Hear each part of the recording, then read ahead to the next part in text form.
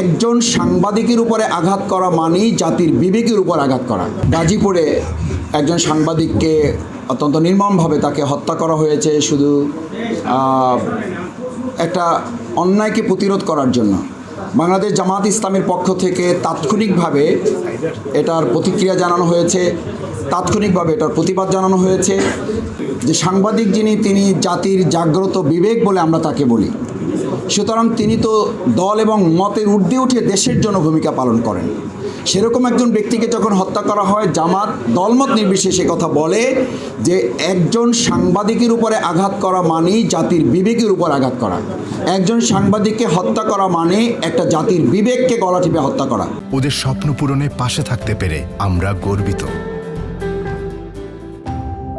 আপনারা জানেন যে বাংলাদেশ জামাত ইসলামী এই ব্যাপারে সবসময় আমরা সোচ্চার ভূমিকা পালন করেছি, কিন্তু দুর্ভাগ্যের ব্যাপার হচ্ছে যে আমরা তো পরিপূর্ণভাবে কখনো সরকার গঠন করে এই ব্যাপারে সাংবাদিকদের উপরে যে সমস্ত ডিজিটাল আইন করা হয়েছিল, সিকিউরিটি আইন করা হয়েছিল, আপনারা জানেন যে জামাত ইসলামী সেই দুঃশাসনের মধ্যে আমি একজন সাধারণ কর্মী হিসেবে সাক্ষী দিচ্ছি যে গুলির মুখে দাঁড়িয়ে আমরা তখন প্রতিবাদ মিছিল করেছি, বিক্ষোভ মিছিল করেছি যে এটা কোনো আইন না, এটা একটা জঙ্গলি আইন। এভাবে সাংবাদিককে দমন করা যায় না, এভাবে সাংবাদিকদেরকে হয়রানি করে তাদের স্বাধীনতায় হস্তক্ষেপ করা যায় না। আমরা আমাদের সামর্থ্যের মধ্য থেকে, এবং আপনারা জানেন গাজীপুরের ঘটনায় সাথে সাথে আমরা সেখানে আমাদের নেতৃবৃন্দকে পাঠিয়েছি, পরিবারের সাথে আমরা যোগাযোগ রাখার চেষ্টা করেছি, এবং সহানুভূতির তো শুধু ব্যাপার না, দায়িত্ব পালনের জন্য আর কি করা যায় এবং ভবিষ্যতে এই ঘটনা না ঘটে রাষ্ট্রের পক্ষ থেকে এবং রাজনৈতিক দলগুলোর পক্ষ থেকে সমন্বিত উদ্যোগ গ্রহণ করে যেন এটা বন্ধ করা যায়, সে ব্যাপারে আমরা কথা বলছি, কাজ করছি। তবে এটা ঠিক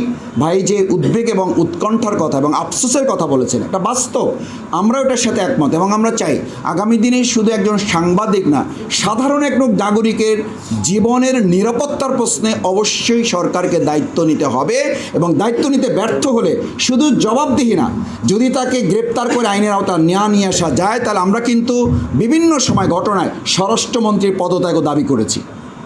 আমরা চাই যে প্রত্যেকটা ঘটনা বন্ধ হোক এবং এই ঘটনায় দোষীদের যদি দৃষ্টান্তমূলক শাস্তি, এবং আমরা এটাও বলেছি, আপনারা নিশ্চয়ই জানেন, আপনাদের মাধ্যমে লেখা হয়েছে যে এগুলো বিশেষ ট্রাইব্যুনালে, আলাদা ট্রাইব্যুনাল ব্যবস্থা করে সেই ট্রাইব্যুনালে দীর্ঘসূত্রিতা বাদ দিয়ে দ্রুত সময়ের মধ্যে আইনের সবগুলো ধাপ অতিক্রম করে তাদেরকে যেন দৃষ্টান্তমূলক শাস্তি দেওয়া যায়, যাতে পরবর্তীতে এরকম আর কেউ সাহস না করে।